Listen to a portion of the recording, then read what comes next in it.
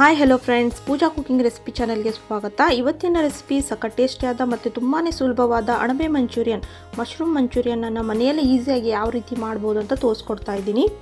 ಈ ರೆಸಿಪಿ ನೋಡೋದಕ್ಕಿಂತ ಮುಂಚೆ ಯಾರೆಲ್ಲ ಸಬ್ಸ್ಕ್ರೈಬ್ ಮಾಡಿಲ್ಲ ಅಂದರೆ ಪ್ಲೀಸ್ ಸಬ್ಸ್ಕ್ರೈಬ್ ಮಾಡ್ಕೊಳ್ಳಿ. ಹಾಗೆ ಪಕ್ಕದಲ್ಲಿರುವ ಬೆಲ್ ಐಕನನ್ನು ಕ್ಲಿಕ್ ಮಾಡಿ. ಬೆಲ್ ಐಕನನ್ನು ಕ್ಲಿಕ್ ಮಾಡೋದ್ರಿಂದ ನಾನು ಯಾವುದೇ ರೆಸಿಪೀಸ್ ಹಾಕಿದಾಗ ನಿಮಗೆ ನೋಟಿಫಿಕೇಷನ್ ಬರುತ್ತೆ. ಬನ್ನಿ ಮಂಚೂರಿಯನ್ ಯಾವ ರೀತಿ ಮಾಡೋದು ಹಾಗೆ ಅದಕ್ಕೆ ಬೇಕಾಗಿರುವ ಸಾಮಗ್ರಿಗಳನ್ನು ನೋಡೋಣ.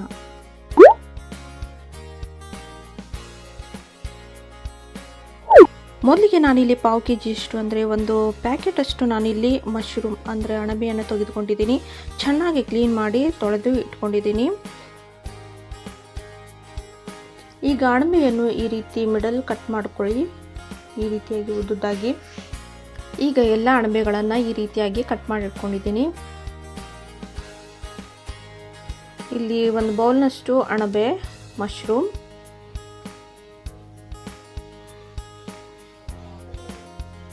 ಸಣ್ಣದಾಗಿ ಹೆಚ್ಚಿಟ್ಕೊಂಡಿರುವ ಈರುಳ್ಳಿ, ಒಂದು ಈರುಳ್ಳಿ, ಹಾಗೆ ಸ್ಪ್ರಿಂಗ್ ಆನಿಯನ್, ಹಾಗೆ ಕೊತ್ತಂಬರಿ ಸೊಪ್ಪು ಚಿಕ್ಕದಾಗಿ ಕಟ್ ಮಾಡ್ಕೊಂಡಿದ್ದೀನಿ. ನಂತರ ಇಲ್ಲಿ ಕಾರ್ನ್ಫ್ಲೋರ್ ಅರ್ಧ ಕಪ್ನಷ್ಟು, ನಂತರ ಇಲ್ಲಿ ಮೈದಾ ಹಿಟ್ಟು 3/4 ಕಪ್ನಷ್ಟು, ನಂತರ ಇಲ್ಲಿ ಪೆಪ್ಪರ್ ಪೌಡರ್, ಕರಿಮೆಣಸಿನ ಪೌಡರ್, ನಂತರ ರುಚಿಗೆ ತಕ್ಕಷ್ಟು ಉಪ್ಪು, ಹಾಗೆ ಒಂದು ಮೆಣಸಿನಕಾಯನ್ನು ಈ ರೀತಿ ಚಿಕ್ಕದಾಗಿ ಕಟ್ ಮಾಡಿ ಇಟ್ಕೊಂಡಿದ್ದೀನಿ, ಹಸಿ ಮೆಣಸಿನಕಾಯಿ. ನಂತರ ಇಲ್ಲಿ ಹಸಿ ಶುಂಠಿ ಚಿಕ್ಕದಾಗಿ ಕಟ್ ಮಾಡಿಟ್ಕೊಂಡಿದ್ದೀನಿ. ನಂತರ ಇಲ್ಲಿ ಬೆಳ್ಳುಳ್ಳಿ 5ರಿಂದ 6 ಚಿಕ್ಕದಾಗಿ ಕಟ್ ಮಾಡಿಟ್ಕೊಂಡಿದ್ದೀನಿ. ನಂತರ ಇಲ್ಲಿ ಟೊಮೆಟೊ ಸಾಸ್, ಟೊಮೆಟೊ ಕೆಚಪ್, ನಂತರ ಇಲ್ಲಿ ಸೋಯಾ ಸಾಸ್, ನಂತರ ಇಲ್ಲಿ ವಿನೆಗರ್, ಹಾಗೆ ಇಲ್ಲಿ ಚೈನೀಸ್ ಚಿಲ್ಲಿ ಪೇಸ್ಟ್. ಮೊದಲಿಗೆ ನಾನಿಲ್ಲಿ ಒಂದು ಬೌಲ್ನಲ್ಲಿ ಅಣಬೆಗಳನ್ನು ತೆಗೆದುಕೊಂಡಿದ್ದೀನಿ. ನಂತರ ಅದರಲ್ಲಿ ಈಗ 3/4 ಕಪ್ನಷ್ಟು ಮೈದಾ ಹಿಟ್ಟನ್ನು ಹಾಕ್ತಾ ಇದ್ದೀನಿ. ನಂತರ ಕಾರ್ನ್ಫ್ಲೋರ್ ಅರ್ಧ ಕಪ್ನಷ್ಟು,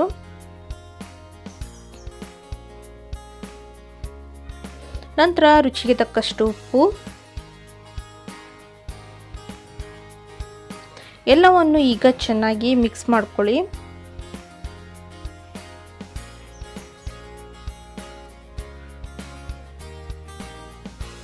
ಮಿಕ್ಸ್ ಆದ ನಂತರ ಸ್ವಲ್ಪನೇ ನೀರು ಹಾಕ್ಕೊಳ್ಳಿ, ಜಾಸ್ತಿ ಏನು ಬೇಡ. ಸ್ವಲ್ಪ ನೀರು ಹಾಕ್ಕೊಂಡು ಅದನ್ನು ಚೆನ್ನಾಗಿ ಈಗ ಕೈಯಿಂದ ಮಿಕ್ಸ್ ಮಾಡ್ಕೊಳ್ಳಿ. ಮಶ್ರೂಮ್ ಎಲ್ಲವೂ ಚೆನ್ನಾಗಿ ಮಿಕ್ಸ್ ಆದಮೇಲೆ ಈಗ ಒಂದು ಪ್ಯಾನಲ್ಲಿ ಆಯಿಲನ್ನು ಬಿಸಿ ಮಾಡಿ, ಆಯಿಲ್ ತುಂಬ ಕಾದಿರಬೇಕು. ಅದರಲ್ಲಿ ಇವಾಗ ಮಶ್ರೂಮನ್ನು ಫ್ರೈ ಮಾಡ್ಕೊಳ್ಳೋಣ. ಈಗ ಎಲ್ಲ ಮಶ್ರೂಮ್ಗಳನ್ನು ಈಗ ಫ್ರೈ ಮಾಡ್ಕೊಳ್ತಾ ಇದ್ದೀನಿ. ಎರಡು ಸೈಡ್ ಚೆನ್ನಾಗಿ ಫ್ರೈ ಮಾಡ್ಕೊಳ್ಳಿ.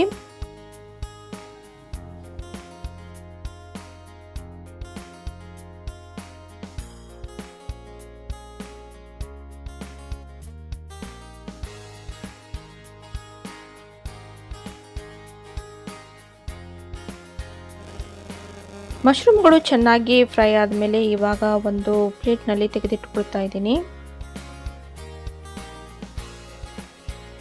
ನಂತರ ಒಂದು ಪ್ಯಾನ್ನಲ್ಲಿ ಮಶ್ರೂಮನ್ನು ಫ್ರೈ ಮಾಡಿಟ್ಕೊಂಡಂತಹ ಆಯಿಲನ್ನೇ ಬಳಸ್ತಾ ಇದ್ದೀನಿ. ಇಲ್ಲಿ ಒಂದು 4 ಸ್ಪೂನಷ್ಟು ಆಯಿಲ್ ಹಾಕ್ಕೊಳ್ಳಿ.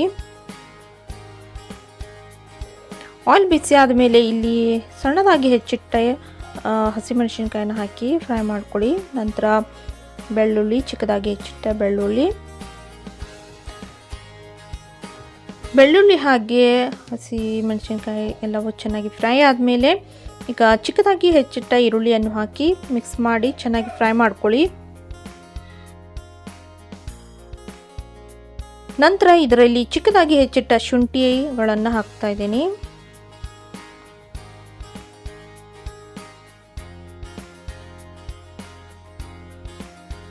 ಈಗ ಎಲ್ಲವೂ ಚೆನ್ನಾಗಿ ಫ್ರೈ ಆದ ನಂತರ ಈಗ ಪೆಪ್ಪರ್ ಪೌಡ್ರನ್ನು ಹಾಕ್ತಾ ಇದ್ದೀನಿ, ಕರಿಮೆಣಸಿನ ಪೌಡ್ರನ್ನು ಹಾಕ್ತಾ ಇದ್ದೀನಿ. ತದನಂತರ ಇಲ್ಲಿ ನಾನು ವಿನೆಗರನ್ನು ಹಾಕ್ತಾ ಇದ್ದೀನಿ.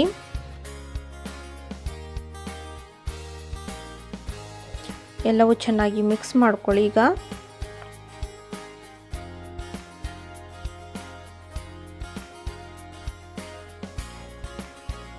ನಂತರ ಸೋಯಾ ಸಾಸ್,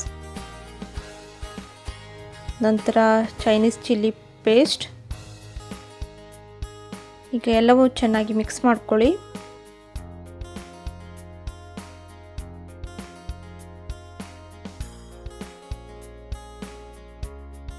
ಈಗ ಟೊಮೆಟೊ ಕೆಚಪನ್ನು ಹಾಕ್ತಾ ಇದ್ದೀನಿ. ಮಿಕ್ಸ್ ಮಾಡ್ಕೊಳ್ಳಿ ಚೆನ್ನಾಗಿ. ತದನಂತರ ಇಲ್ಲಿ ನಾನು ಸ್ವಲ್ಪ ನೀರನ್ನು ಆ್ಯಡ್ ಮಾಡ್ತಾ ಇದ್ದೀನಿ.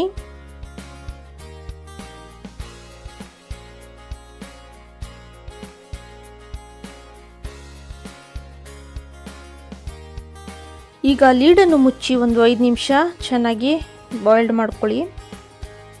ಈಗ ಚೆನ್ನಾಗಿ ಬಾಯ್ಲ್ಡ್ ಆಗಿದೆ ಇದು. ಇವಾಗ ಇದರಲ್ಲಿ ನಾನು ಫ್ರೈ ಮಾಡಿಟ್ಕೊಂಡಂತಹ ಮಶ್ರೂಮ್ಗಳನ್ನು ಮಿಕ್ಸ್ ಮಾಡ್ತಾ ಇದ್ದೀನಿ.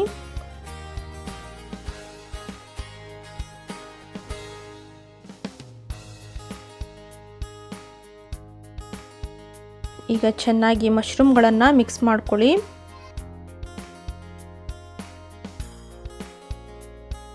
ಈಗ ಲೀಡನ್ನು ಮುಚ್ಚಿ ಒಂದು 2 ನಿಮಿಷ ಹಾಗೆ ಬೇಯಿಸ್ಕೊಳ್ಳಿ.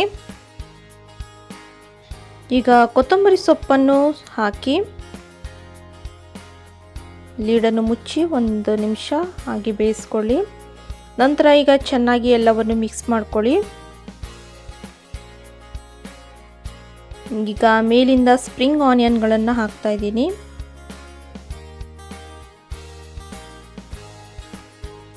ಮಾಡ್ಕೊಳ್ಳಿ.